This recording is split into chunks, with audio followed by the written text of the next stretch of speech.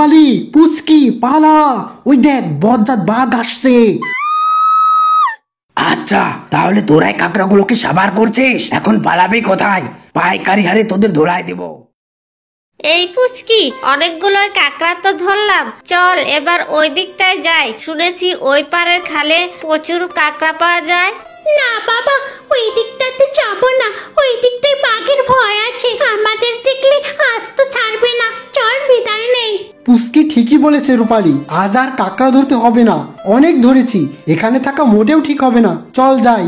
কি ব্যাপার, আজকাল সুন্দরবনের কাঁকড়াগুলো বিলুপ্ত হয়ে যাচ্ছে, এর পেছনে কারণ কি?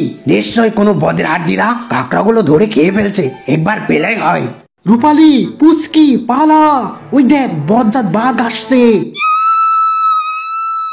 আচ্ছা তাহলে তোরাই কাঁকড়াগুলোকে সাবার করছিস, এখন পালাবি কোথায়? পাইকারি হারে তোদের ধোলাই দেব। হ্যাঁ গো, কাঁকড়া রান্না কেমন হয়েছে বললে না তো? আমার না কাঁকড়া ভাজি খেতে ভারী মজা লাগে। মজা তো আমারও লাগে, কিন্তু ওই বেয়াদব বাঘের কারণে মনে হয় আজ আর কাঁকড়া ধরতে যেতে পারবো না। আরে দূর, এত ভয় পেলে চলবে নাকি?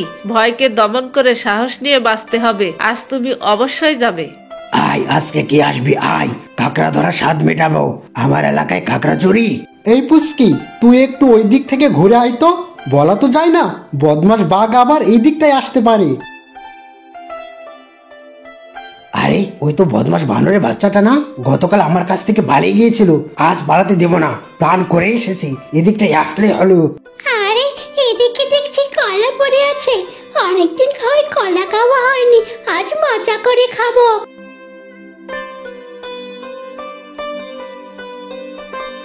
আরে দারুণ ব্যাপার তো, ওই সামনে আরো অনেকগুলো কলা পড়ে আছে, তিনটা আজ ভালোই যাবে। শয়তানের হাড্ডি, বজ্জাত বানর, আমার এলাকায় এসে কাঁকড়া ধরা, কাঁকড়া তো পেছন দিয়ে দেবো, কলা দিয়ে ভাত পেতেছি।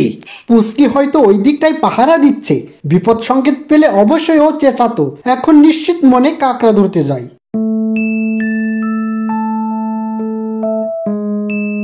কি ব্যাপার, কাঁকড়া ধরতে ধরতে অনেক সময় পেরিয়ে গেল, কিন্তু পুচকি তো এখনো ফিরলো না, কিছু তো হয়নি ওর, যাই তো একটু ওই দিকটায়।